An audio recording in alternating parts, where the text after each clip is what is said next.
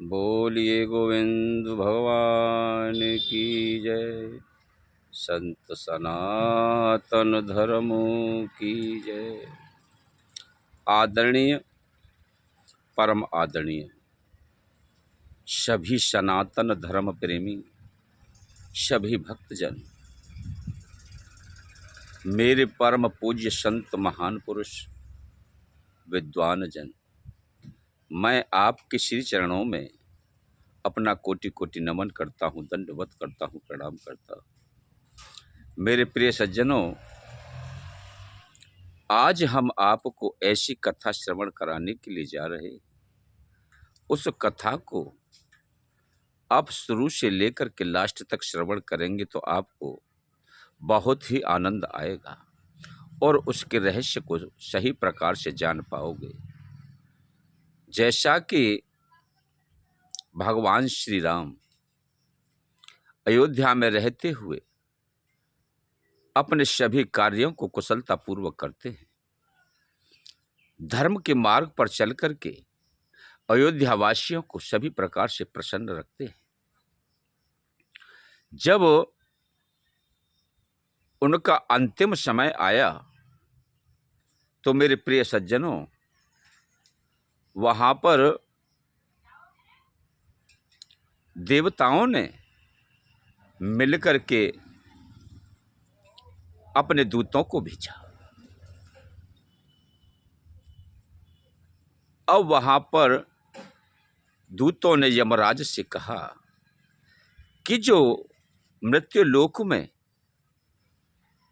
जो प्रक्रिया है उसके माध्यम से श्री हरि विष्णु को, जो भगवान श्री राम के स्वरूप में पृथ्वी पर लीलाएं कर रहे हैं, अब उनकी लीलाएं पूर्ण हो चुकी हैं और अपने धाम को आने का कष्ट करें। उनसे जाकर के चुपके से कहो कि प्रभु, आप अब तुम अपने धाम को चलिएगा, क्योंकि आपकी लीला का समय परिपूर्ण हो चुका है। उस बात को कहने के लिए यमराज अयोध्या में पधारे। अयोध्या में पधारे तो भगवान श्री राम के महल की पहरेदारी श्री लक्ष्मण जी कर रहे थे। लक्ष्मण जी कर रहे हैं तो उन्होंने लक्ष्मण से कहा कि भैया लक्ष्मण, आप गेट पर ऐसी पहरेदारी करना कि कोई भी अंदर ना आ सके। और यमराज ने भगवान श्री राम से कहा कि प्रभु, हमारी तुम्हारी पर्सनल बातें हैं, उसे कोई तीसरा व्यक्ति नहीं सुनना चाहिए। आप अपने पहरेदार से कहें कि जो हमारी बातों को सुनेगा उसे मृत्यु दंड दिया जाएगा। भगवान राम ने भैया लक्ष्मण से उसी प्रकार से सारे वक्तव्य को कह दिया कि कितना भी कोई अर्जेंट आए, आप किसी को भी अंदर नहीं आने देंगे, किसी को अंदर आने की अनुमति नहीं है जब तक हमारा परामर्श यानी बातें पूर्ण न हो जाए। ठीक है भैया, ऐसा ही होगा। भगवान प्रभु श्री राम और यमराज दोनों अंदर चले गए और वहां जाकर के अपनी बातों को बतलाने लगे। अपनी सारी लीलाओं का बखान करते हुए भगवान प्रभु श्री राम ने यमराज को सब कुछ बताया। यमराज ने भी यमलोक का सारा लेखा जोखा प्रभु श्री राम को बताया कि प्रभु, अब आप चल करके आप अपने लोक को संभालिएगा। यह चर्चा चल ही रही थी, उसी समय अयोध्या में दुर्वासा ऋषि ने पदार्पण किया और चलते चलते चलते चलते वही भगवान श्री राम के उस महल के द्वार पर आकर के खड़े हो गए और कहने लगे कि मैं प्रभु श्री राम से कुछ वार्तालाप करना चाहता हूं। लक्ष्मण जी ने रोक दिया, नहीं, अभी आप अंदर नहीं जा सकते, क्योंकि प्रभु श्री राम कोई पर्सनल बातें कर रहे। उन्होंने कहा कि लक्ष्मण, क्या तुम मुझे जानते नहीं? मुझे दुर्वासा ऋषि कहते हैं। जाकर के कह दो प्रभु से कि मैं अभी उनसे कुछ वार्तालाप करूंगा। लक्ष्मण ने कहा कि नहीं प्रभु, आप अंदर नहीं जा सकते। अगर आपने मुझे जाने के लिए रोका लक्ष्मण, तो मैं सारी अयोध्या को श्राप दे दूंगा, सारी अयोध्या को मार डालूंगा श्राप के कारण। उसका अपराध आपके ऊपर पड़ेगा, पाप आपके ऊपर पड़ेगा। अब लक्ष्मण जी व्याकुल हो गए। उन्होंने अपने हृदय में विचार किया कि अगर मेरे अकेले का शरीर ही चला जाए तो कोई मुझे गिला नहीं, अगर सारे अयोध्या वासियों का विनाश हो जाएगा तो यह तो बहुत बड़ा जघन्य अपराध होगा। तो क्यों ना मैं अपनी जान को जोखिम में डालते हुए प्रभु श्री राम से इस बात को कह दूं।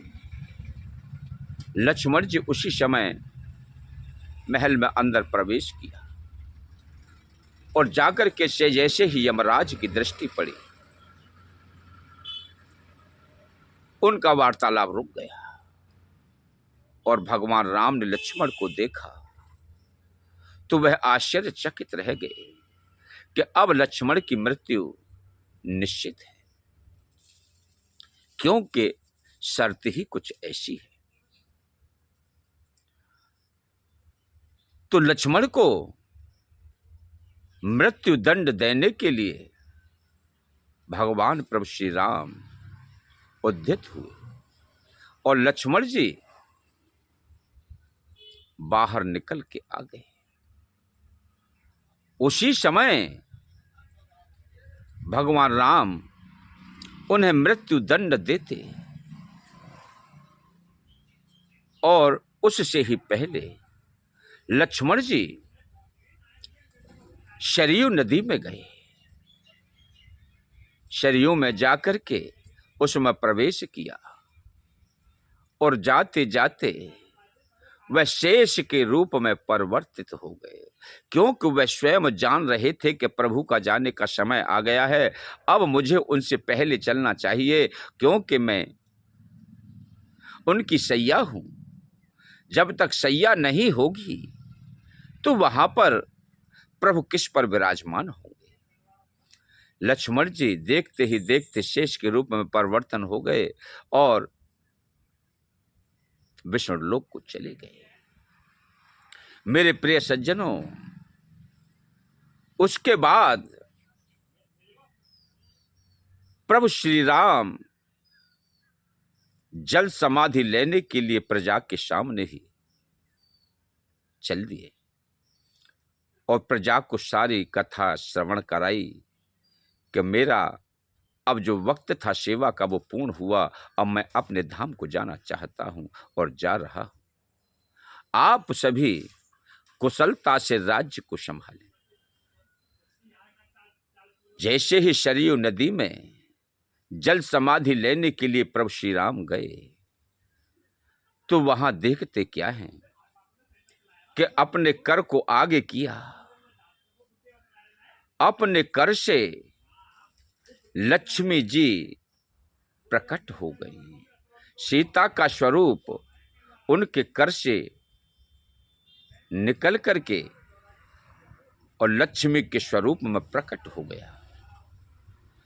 प्रभु श्री राम विष्णु स्वरूप में चतुर्भुजी रूप में शंख चक्र हाथ में लिए हुए प्रकट हुए। शत्रुघ्न और भरत